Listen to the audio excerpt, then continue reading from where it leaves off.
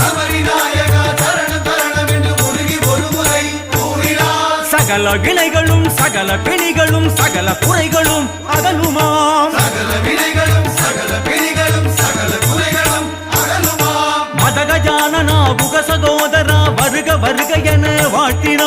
மதகஜானனா புக சகோதரா வருக வருக என வாழ்த்தினார். மனமகிழ்ந்து முன்